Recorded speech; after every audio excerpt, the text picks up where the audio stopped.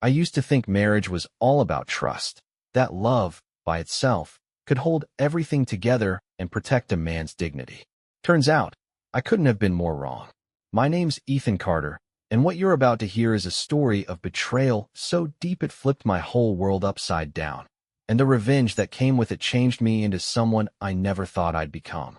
Just 6 days ago, I was standing in my kitchen, holding my daughter Ava's iPad, when I stumbled across something I was never supposed to see. It was a group chat titled Family Only, and it included my wife Emma, her sister Grace, and their mom, Sophia. I started scrolling through months, even years, of messages, and what I read made my stomach turn. "He's just a pushover," Emma had typed. Grace chimed in with a laughing emoji. "He won't do anything." And Sophia? She straight up told Emma, "Drain his savings while you can." They didn't stop there. They tore me apart for choosing to turn down a promotion so I could spend more time with Ava. They laughed at how much I trusted Emma, how I never questioned the home upgrades she claimed were renovations, but were actually spa trips, shopping binges, or maybe even worse, secret affairs. But it wasn't the money that hurt the most. It was the sheer disrespect. The way they talked about me like I was some clueless fool. It was that cold, sneaky cruelty that turned every sacrifice I ever made into a joke behind my back. And right then, I could have picked up the phone, called a lawyer, and walked away. I probably should have. But something inside me broke instead. That was the moment I realized I wasn't just going to leave. I needed to show them what happens when a man's trust is destroyed, and they just assume he'll stay quiet and take it. Because for as long as I can remember, I was always the nice guy, the patient dad, the loyal husband who gave people the benefit of the doubt. But not once did they stop to think about what might happen if that calm, steady man finally got pushed too far. That night, while Emma was fast asleep beside me, I just laid there, staring at the ceiling. Numb. My heart was racing. My fists were clenched.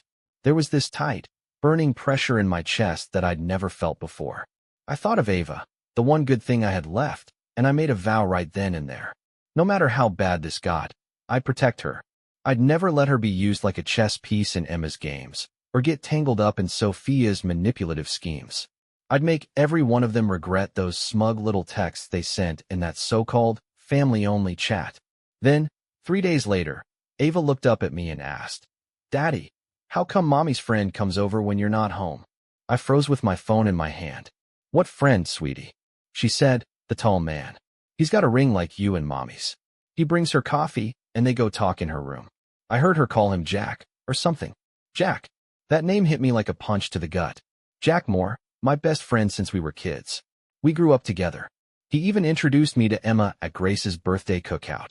He was always around, always cracking jokes. And then I remembered how Emma used to look at him, how she'd straighten up or fix her hair when he walked in. I never thought much of it before. But now, everything made sense. Emma was having an affair with the guy I trusted most. My stomach turned cold.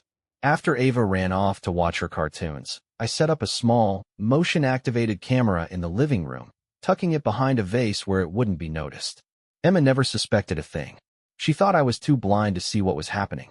The next day, around lunchtime, my phone buzzed with a notification. While I was supposed to be at work, I watched as Jack's silver pickup pulled up outside.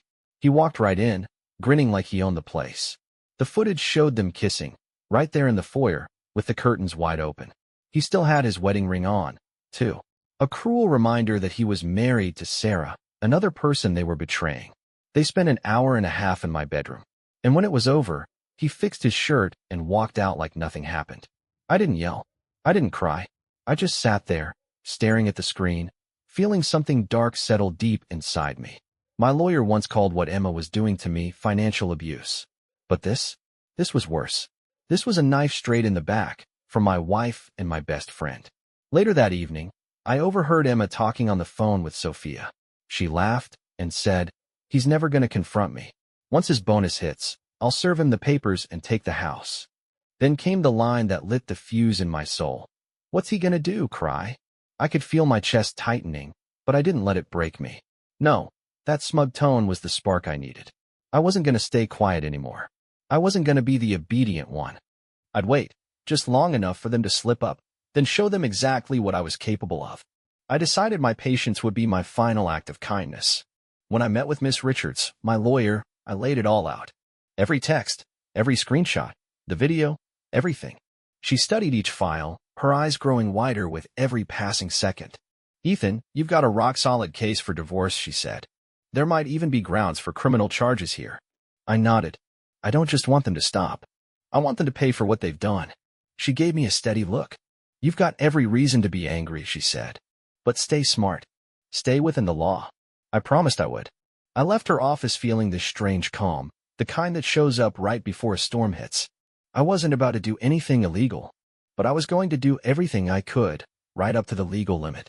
Still, when it came to Jack, let's just say no courtroom was ever going to capture what I had in store for him. I was finished letting them mistake my kindness for weakness. Sophia's big family dinner was coming up soon. The whole crew, Emma, Grace, Sophia, and anyone else they considered family, would be there. They had this monthly ritual, dinner at Sophia's place, a big show of family unity. Gossip, fake smiles, keeping up appearances. I decided this one would be different. I had a plan. First, I made sure Ava would be spending the night at a friend's house. I didn't want her anywhere near what might go down. I was still thinking through the best way to expose them all when the perfect opportunity fell right into my lap. I ran into Grace's husband, Oliver, at the grocery store. You coming to the dinner, man? He asked. His voice was casual, but there was something underneath it. A slight edge. I couldn't tell how much he knew. Maybe nothing. Maybe he already suspected Grace was helping siphon money from me into secret accounts. I gave him a small smile and said, wouldn't miss it. He looked at me for a second, like he was trying to read something on my face. Then he chuckled awkwardly and said, see you there, buddy. He didn't have a clue what was coming. None of them did. Friday night, I pulled up to Sophia's house. The place always looked impressive, clean-cut hedges, a shiny driveway, big white pillars like it was a southern mansion. But I knew better. That house didn't stand for family or love. It stood for lies, manipulation, and appearances. Grace opened the door, wearing her usual fake smile. Oh, Ethan, she said sweetly, so glad you could make it. Emma's inside, helping Mom with the roast. Sounds wonderful, I replied calmly, nodding as I stepped in. In the kitchen, Emma and Sophia were buzzing around like busy bees. Sophia stood tall and proud, playing the queen of her castle. Emma wore a breezy dress and rosy cheeks, like she'd been hard at work. But I knew she hadn't worked an honest day in years, not since she figured out she could get everything she wanted by pulling my strings. Ethan, she said with that sweet tone she saved for when she wanted something, so nice of you to come straight from work. Why don't you relax in the living room? Grace will bring you some iced tea. I smiled, took the glass, and ignored the sharp little looks Grace and Sophia exchanged behind my back. I could almost hear their scheming, but they had no idea I was way ahead of them.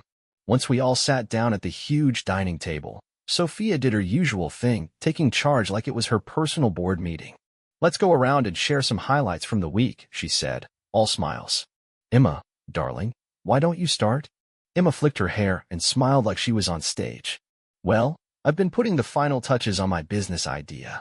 I wasn't going to say anything just yet, but I'm too excited to hold it in. It's going to bring in some serious money. She laid a hand on my arm like we were still a team. And of course, I'm counting on my wonderful husband to support me.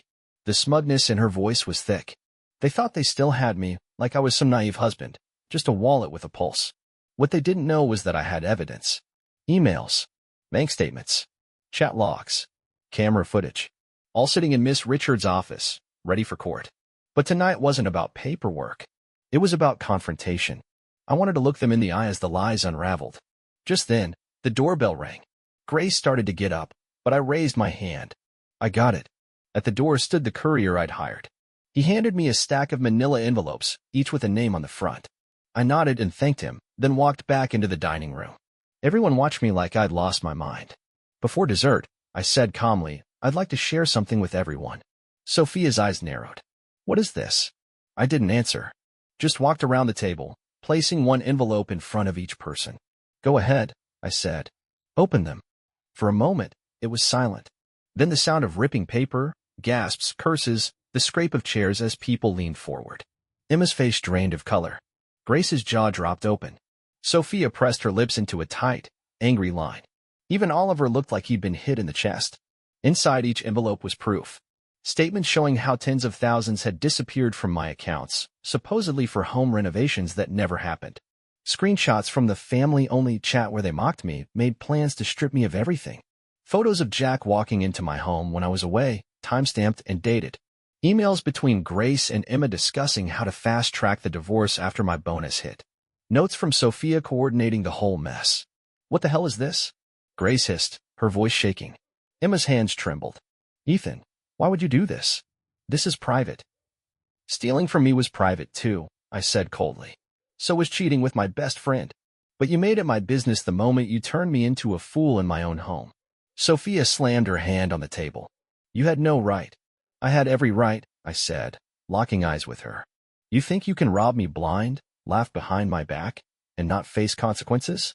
I gathered the evidence legally, Sophia. Every word, every dollar, every lie. Across from me, Oliver was staring at the papers in front of him. His voice came out rough, confused. Grace, are these withdrawals from our joint account? She flinched. Oliver, honey, it's not what you think. You funneled his money. Our money. He held up one of the pages. You took out a second mortgage on the house? Grace didn't answer. She just glared at me, her expression twisted with rage and shame. You jerk, she whispered. You've ruined everything, Grace hissed. I shook my head, my voice low and steady. No, Grace. You ruined everything. I just made sure you couldn't get away with it. Then the doorbell rang again, echoing from the foyer like some kind of twisted signal. My stomach turned. I didn't invite anyone else. But deep down, I already knew who it was. Emma jumped up, clearly rattled. She smoothed down her dress, stammering, I'll get it. I followed her, and the rest of the family trailed behind like moths to a flame. Emma pulled the door open, and there he stood. Jack Moore. My best friend. Or at least, he used to be. He looked unsure of himself, like he wasn't even sure why he'd come. Leather jacket, messy hair, a face torn between guilt and pride. Emma, he said quietly, then spotted me behind her. Ethan. He swallowed hard. Look, man, I know how this looks. My entire body tensed. That voice, his voice, used to bring back memories of high school, camping trips, weddings, good times. But now it just made my blood boil. Why are you here, Jack? I asked, my voice way too calm for what I felt inside. He glanced at Emma. I came to manipulate me some more? I snapped, voice rising. What, planning another little visit while I'm out working? He paled. It's complicated. Emma said you two were basically separated. Don't you dare lie to me. My voice cut through the air like a whip. I've got video of you in my house. In my bedroom. My daughter asked me why Mommy's friend keeps stopping by. His face went white as a sheet. Ethan, please, you have to understand.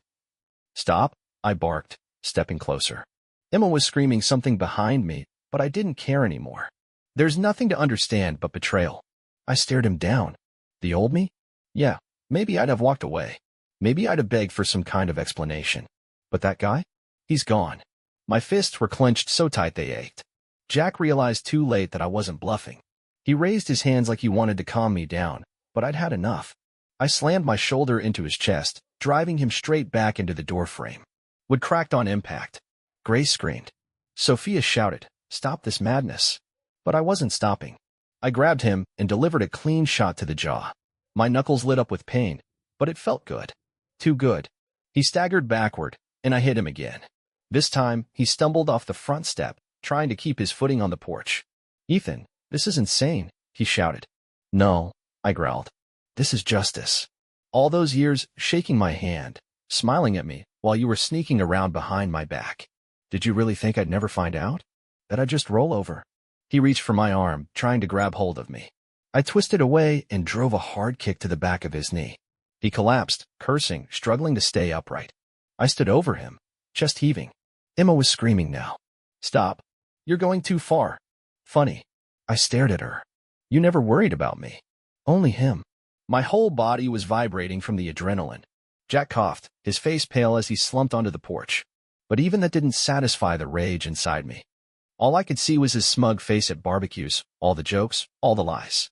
Spending time with my wife. Laughing behind my back. I reached down, grabbed a fistful of his hair, pulled his face up toward mine. You're done, I said, low and trembling. You hear me? Done. Before I could land another blow, I felt arms wrap around me tight. Oliver and someone else were dragging me back. Ethan, that's enough, Oliver shouted. He's not worth it, man. Jack was trying to stand, holding the railing for support. He wiped his mouth, wincing at the pain. He looked terrified. He'd never seen me like that. None of them had. They pulled me back into the house. I was panting, my whole body shaking. Emma ran to Jack while Sophia shouted something about the police. Go ahead, I said, spitting the words. Call them. Let's all talk to the cops. I've got more than enough evidence to bring your whole family down. Sophia froze, her phone halfway to her ear. You're threatening us? She asked. I laughed, bitter and cold. Threatening? No. I'm just stating facts. You call the cops, they'll arrest me for assault, sure. But then they'll see everything I've collected. Fraud, theft, conspiracy, maybe more. I stepped forward. And trust me, I'll be walking out of that station way before you dig yourself out of those charges. The room went silent. Grace collapsed into a chair, her face buried in her hands.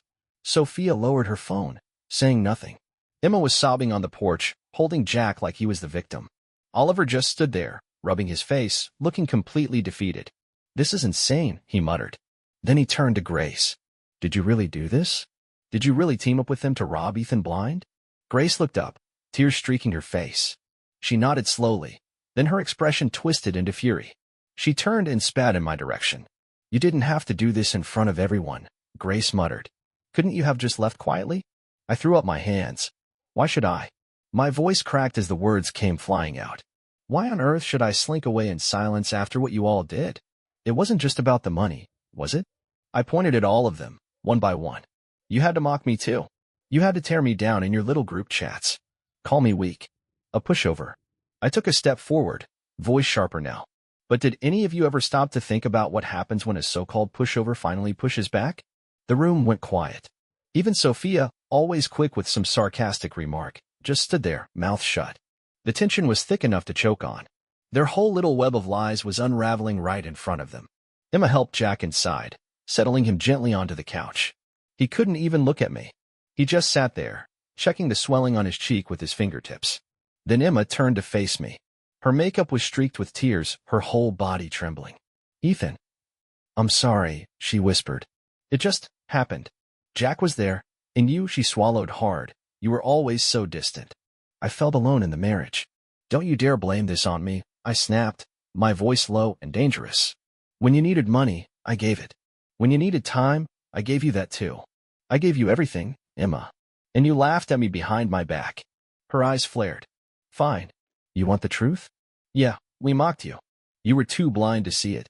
But you weren't supposed to become this monster. I laughed. Not the funny kind. The bitter, broken kind. Monster? You made this monster, Emma. You think I wanted any of this? I had no choice. You threw me to the wolves, so I learned how to bite. Her jaw clenched. Her hands balled into fists. You'll never win custody of Ava, she spat. You're violent. You attacked Jack. No judge is going to side with you. I didn't yell. I didn't argue. I just reached into my pocket and pulled out my phone. The screen lit up with the text she and Sophia had exchanged, setting me up. Plotting to make me snap so they could cry abuse in court. I had timestamps, screenshots, audio, even video clips of her and Jack in my house. I stepped forward slowly. You're going to lose everything. And if you even think about using Ava as a weapon in this divorce, I'll bury you in court filings. My voice dropped to a whisper, tight and trembling. Don't. You. Dare. Something shifted in Emma's face. Her anger cracked, and underneath it, real fear started to show. Not fear of me. Fear of what I was about to do legally. Fear of the war I was bringing to her doorstep. No one touched the roast Sophia had made. It just sat there, growing cold, like some sad reminder of a normal family dinner that never existed. We all stood, or slumped, in that massive, echoing living room. Everyone was drowning in silence, guilt, and shock. Jack just stared at the floor, his lips swollen and trembling. Grace sobbed into her hands. Sophia looked like she was watching her empire collapse in slow motion. Then, finally, Sophia straightened, smoothing her blouse like that would fix any of this. Let's all calm down, she said, trying to sound composed, but her voice was shaking. Ethan, maybe we can discuss this privately. We're family. Not anymore, I said, eyes locked on hers. You burned that bridge. I will not settle this in secret. You left me no choice. Oliver looked over at Grace, wide-eyed. I can't believe this. You risked our whole future, our finances, everything for this stupid scheme. Grace wiped her face, looking helpless. Mom said it was a sure thing. Emma said you'd never find out. She broke down, crying. But I didn't feel an ounce of pity. She wasn't crying because she hurt me. She was crying because she got caught. Sophia rubbed her temples like she was trying to make a migraine disappear. Her eyes darted to mine. There has to be a way out of this. We can pay you back. Apologize. With what? I snapped. The money's long gone. And every apology I've heard from this family is soaked in lies. She opened her mouth again, but I cut her off. Here's how this is going to go down, I said, voice clear and cold. I've already filed for divorce. The paperwork's in motion. You'll be served any day now. And Ava? She's my priority. I'll fight tooth and nail to protect her. As for the fraud, that's a whole separate case. My attorney's preparing to file criminal charges. And you know what'll look great in court? I added. That little family-only group chat. The one where you all joked about forging my signature, draining my accounts. Sophia's face drained of color. You'd send the mother of your child to prison, she whispered. You are a monster. I shook my head. No. She dragged herself there. But maybe there's a plea deal in her future. You'll have to ask your lawyers. Grace clutched her stomach, looking like she might throw up. What about me? She asked weakly. I looked at Oliver. If you want the truth, come with me. I'll introduce you to my lawyer. You'll see the files. Everything. He nodded slowly, heartbroken. He looked like a man who just realized he'd married into a pack of snakes. Grace shrank back into the armchair, hollow-eyed. Jack managed to get to his feet with Emma's help. He looked like he wanted to say something. Maybe an apology. Maybe an excuse. Ethan, he started. But there was nothing left to say. I turned my back on him. The fight, the rough, physical part of it, was over. But the war was just beginning. And for the first time in my life, I wasn't the pushover. I was the storm they never saw coming. I pointed straight at Sophia. Don't even think about calling me. And don't you dare try to twist Ava's mind behind my back. You so much as say my name the wrong way around her, I warned, and I'll have cops knocking on your door within the hour. Got it. She nodded quickly, lips pressed tight. That flicker of fear in her eyes told me she finally understood. This wasn't a game anymore. Then I turned to Emma. Her tears had dried up. Now, her face was empty, like someone had switched off the lights inside her. Pack your things, I said quietly. Get out of my house. Stay with your mother, or stay with him. I tilted my head toward Jack, who sat there uselessly, still nursing his jaw. But you do not step foot in that house again. Not unless it's scheduled visitation or you're bringing a cop to collect your stuff. I took a breath and added, consider your cushy life over. She opened her mouth like she wanted to argue. But she didn't. She just stood there, silent, defeated. She knew she'd lost. Within a few days, Miss Richards went full throttle, filing restraining orders, motions for custody, lawsuits for fraud, theft, you name it. Oliver, Grace's husband, came to our side. He uncovered even more hidden accounts, more forged documents. Turns out Sophia and Emma had been playing this game for years, getting real creative with their scams. The news tightened fast. Jack tried calling me. Just once. Left a voicemail. I know I screwed up, he said. But this can't be the end. We've been friends since. Delete.